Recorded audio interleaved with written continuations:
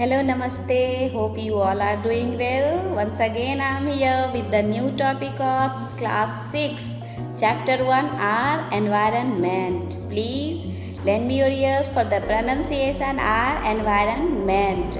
तो इस चैप्टर में आपको पढ़ना क्या है। सबसे पहले जब मैं हम लोग बात करते हैं किसी भी चैप्टर में टॉपिक की, तो टॉपिक क्या बतलाता है? एनवायरनमेंट की। और एनवायरनमेंट होता क्या है? हमारे चारों तरफ, हमारे सराउंडिंग में जो भी आता है, वेदर दे आर लिविंग और non living, they all comes under our environment. हम लोग जो भी देख रहे हैं, प्लांट्स देख रहे हैं, एनिमल्स देख रहे हैं, अपने चारों तरफ की बिल्डिंग्स देख रहे हैं, हमारे चारों तरफ के लोगों को देख रहे हैं, तो वो कभी कभी सिमिलर भी दिखते हैं, कभी डिफरेंट भी दिखते हैं। सिमिलर वो डिफरेंट होते हैं, क्यों होते हैं? क्योंकि उनका क्लाइमेटिक या ज्योग्राफिकल डिफरेंस होता है ना।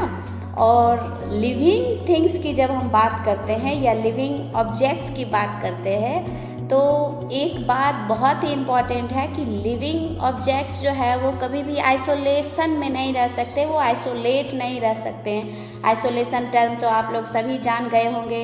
ये क्वारंटाइन रखा गया था, क्वारंटीन रखा गया था, हम लोगों को कोविड के टाइम में आइसोलेट किया गया था, मीन्स बहुत अलग थलग कर दिया गया था। तो वो तो हमें बीमार होने की वजह से किया गया था और बाकी कुछ स्प्रेड नहीं हो इस वजह से किया गया था। लेकिन हमारे ये कैरेक्टरिस्टिक में नहीं है। लिविंग ऑर्गेनिज्म कभी भी आइसोलेट होकर नहीं रह सकते हैं, वो हमेशा एक दूसरे से मिलजुल कर सिम्बायोटिक रिलेशनशिप में रह सकते हैं। वो एक दूसरे से आदान प्रदान करते रहेंगे, इंटरेक्ट करते रहेंगे, चाहे आप वो लिविंग से करें इंटरेक्ट या नॉन लिविंग से इंटरेक्ट करें, हमेशा एक दूसरे से वो इंटरेक्ट करके रहेंगे। और ऐसा करते करते वो क्या होते हैं, आपस में अडेप्ट कर जाते हैं।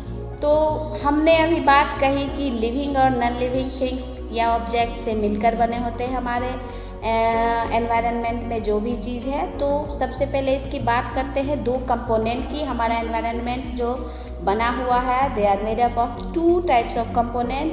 One is biotic component and second is abiotic component. तो बहुत ही क्लियर है बायोटिक कंपोनेंट कौन होते हैं। बायोटिक कंपोनेंट हुए वैसे कंपोनेंट जो लिविंग कंपोनेंट है, जो लिविंग है। लिविंग क्या क्या हो सकते हैं, आप बता सकते हैं? चलिए मैं ही आपको बताती हूँ। लिविंग कंपोनेंट प्लांट और एनिमल्स हैं। कैसे हैं ये आपने शुरू से पढ़ा है, आप सभी जानते हैं।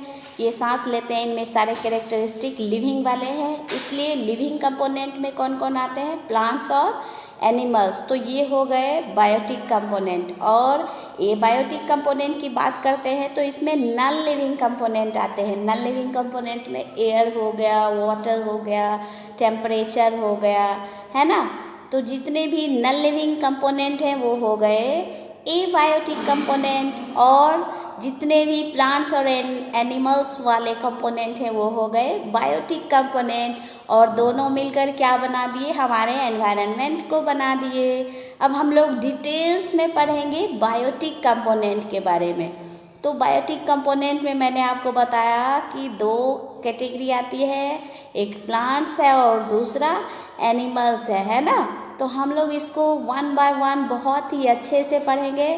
सबसे पढ़ेंगे प्लांट्स के बारे में, जिसमें प्लांट्स को प्रोड्यूसर कहा गया है। प्रोड्यूसर क्यों कहा गया है? प्लांट्स का और दूसरा नाम है ऑटोट्रॉप्स। प्लांट्स फोटोसिंथेसिस भी करती है। और भी आगे डिटेल में मैं आपको अपने अगले वीडियो में बताते चलूँगी। इसलिए आप हमेशा मेरे साथ बने रहे, मेरा वीडियो देखते रहे, लाइक सब्सक्राइब करते रहे। Thank you, have a nice day.